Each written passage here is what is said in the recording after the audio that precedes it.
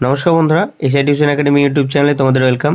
আজকে আমাদের আলোচ্য বিষয় হলো নবম শ্রেণীর ইতিহাসের প্রথম পর্যায়ক্রমিক মূল্যায়ন 2025। তোমাদের পরীক্ষা হবে 40 নম্বরে, সময় থাকবে 1.5 ঘন্টা। আর আর আর তোমাদের যে 40 নম্বরের যে প্রথম ইউনিট টেস্ট যে পরীক্ষাটা হবে, তার গুরুত্বপূর্ণ খুব ইম্পর্টেন্ট প্রশ্নগুলো আজকে তোমাদের সামনে তুলে ধরবো। অবশ্যই ভিডিওটাকে প্রথম থেকে শেষ অবধি দেখো, এখান থেকে তোমরা প্রশ্ন কমন পাবেই, অবশ্যই পাবে। সঠিক উত্তরটি নির্বাচন করো। কয়টি? 8টি। এখানে তোমাদের এমসিকিউ আকারে থাকবে। আমি এখানে ডাইরেক্ট তোমাদের উত্তরটা করে দিয়েছি। কি বলছে? নেপোলিয়নের মৃত্যু ঘটে কোথায়? ঘটে সেন্ট হেলেনা দ্বীপে। 2 নম্বর প্রশ্নটা দেখো। 2 নম্বর প্রশ্ন বলছে, নেপোলিয়ন কোন দেশকে গ্র্যান্ড ডাচি অফ ওয়ার্ডস এ পরিণত করেছিলেন? উত্তর হবে পোল্যান্ড।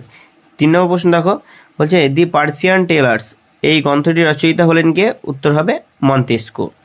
4 নম্বর প্রশ্নটা দেখো। 4 নম্বর প্রশ্ন বলছে যে কনফেডারেশন অফ দ্য রাইন গঠিত হয় কত খ্রিস্টাব্দে? 1806 খ্রিস্টাব্দে। 5 নম্বর প্রশ্ন কি বলছে? বলছে লেতার দ্য ক্যাসে হলো, উত্তর হলো গ্রেপ্তারি পরোয়ানা। 6 নম্বর প্রশ্ন কি বলছে? বলছে টিলজিটের সন্ধি স্বাক্ষরিত হয় কাদের মধ্যে হয়েছিল? উত্তর হবে ফ্রান্স ও রাশিয়ার মধ্যে।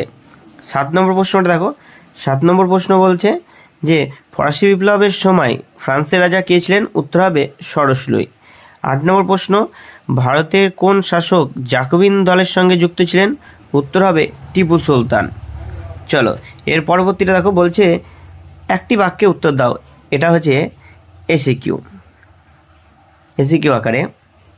চলো 1 নম্বর প্রশ্ন দেখে নাও। কি বলছে? বলছে টাইথ কি? টাইথ হলো গির্জাকে প্রদত্ত কৃষিজ কর যা কৃষিদের দিতে হতো। 2 নম্বর প্রশ্ন কি বলছে? গ্র্যান্ড আর্মি রাষ্ট্রীয় বাহিনীর নেতৃত্বে কে ছিলেন? চলো উত্তরটা দেখে নাও। উত্তর হবে আর্চডিউক চার্লস। 3 নম্বর প্রশ্ন কি বলছে? বলছে ফরাসি বিপ্লবের আদর্শ কি ছিল? উত্তর হবে স্বাধীনতা, সাম্য এবং মৈত্রী।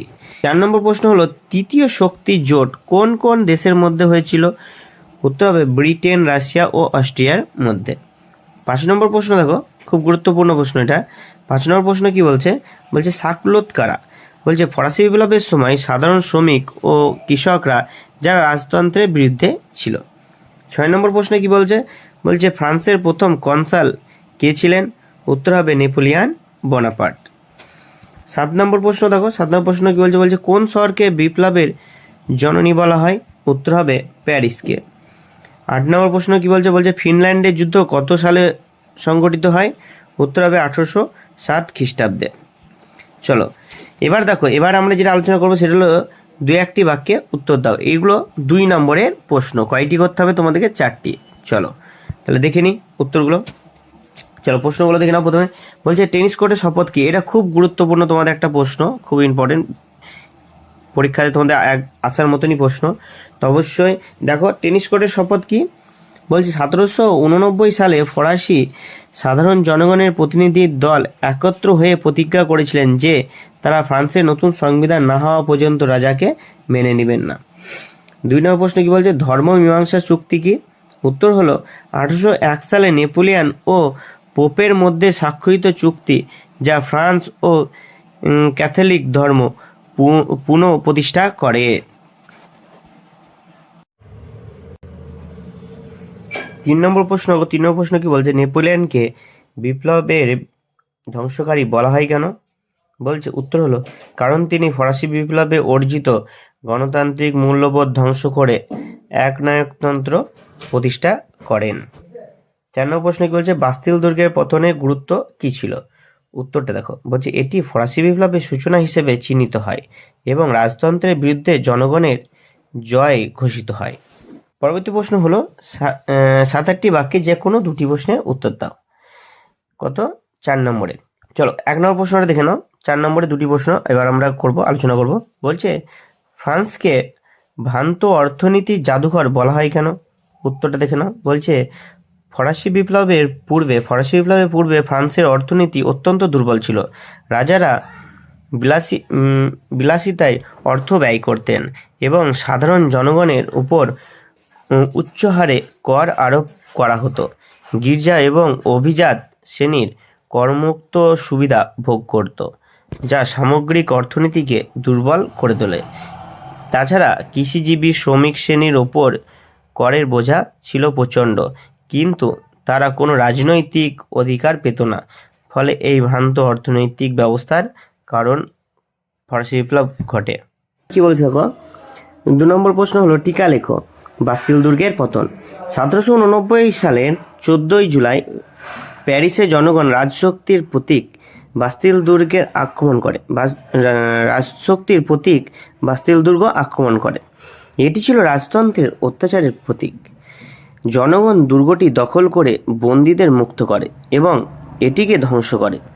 এই ঘটনাটি ফরাসি বিপ্লবের সূচনার প্রতীক হিসেবে বিবেচিত হয় এবং আজও ফ্রান্সের এই দিনটি স্বাধীনতা দিবস হিসেবে পালন করা হয়।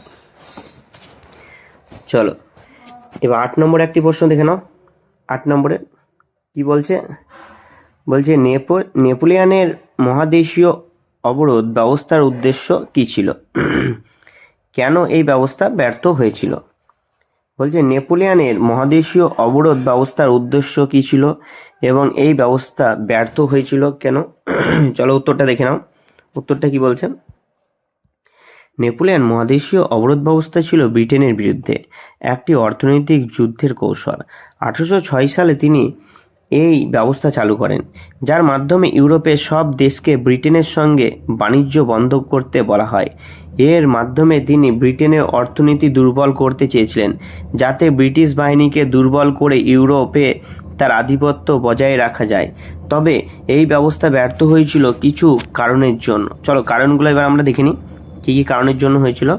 1 নম্বর কারণ ছিল ইউরোপের বেশিরভাগ দেশ ব্রিটেনের উপর নির্ভরশীল ছিল, ফলে বাণিজ্য বন্ধ করা সম্ভব হয়নি। 2 নম্বর হলো রাশিয়া এই ব্যবস্থাকে অমান্য করে ব্রিটেনের সঙ্গে গোপনে বাণিজ্য করতে থাকে, যা নেপোলিয়নের জন্য বড় ধাক্কা ছিল।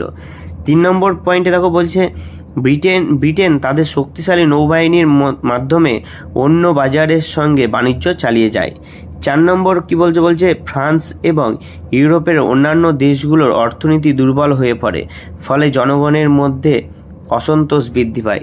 5 নম্বর কি বলছে নেপোলিয়ন এই ব্যবস্থাকে কার্যকর করতে রাশিয়া আক্রমণ করেন কিন্তু ব্যর্থ হন, ফলে মহাদেশীয় অবরোধ ব্যবস্থা কার্যকারী হয়নি এবং এটি নেপোলিয়নের সামরিক পরাজয়ের অন্যতম কারণ হয়ে দাঁড়ায়। কি বলছে, ফরাসি বিপ্লবের কারণগুলি ব্যাখ্যা করো। চলো ফরাসি বিপ্লবের কারণগুলি দেখে নাও কী কী বলছে। ফরাসি বিপ্লবের প্রধান কারণগুলি যেটি ছিল সেটি হলো 1 নম্বর দেখো কি বলছে। 1 নম্বর হলো রাজতন্ত্রের অত্যাচার। ফ্রান্সের রাজা সরসলুই ছিলেন দুর্বল শাসক, যিনি জনগণের দুর্দশার প্রতি উদাসীন ছিলেন। 2 নম্বর হলো অর্থনৈতিক সংকট। রাজকীয় অপচয় ও উচ্চ করের ফলে সাধারণ মানুষ চরম দরিদ্রের সম্মুখীন হয়। 3 নম্বর হলো সামাজিক বৈষম্য। ফ্রান্সের সমাজ ছিল 3টি স্তরে বিভক্ত। এটা কিরাততন্ত্র ও অভিজাত শ্রেণী ও করমুক্ত ছিল, অথচ সাধারণ মানুষ কর দিত। 4 নম্বর হলো আলোকপ্রাপ্তির যুগের চিন্তাধারা। দার্শনিক ভলতেয়ার, রুশো, মন্তেস্কু জনগণের মধ্যে স্বাধীনতা ও সাম্যের ধারণা প্রচার করেন। 5 নম্বর হলো বিপ্লবী আদর্শ। আমেরিকান বিপ্লবের সাফল্য ফরাসি জনগণকে অনুপ্রাণিত করেছিল। 6 নম্বর পয়েন্ট হলো ব্যর্থ প্রশাসনিক ব্যবস্থা।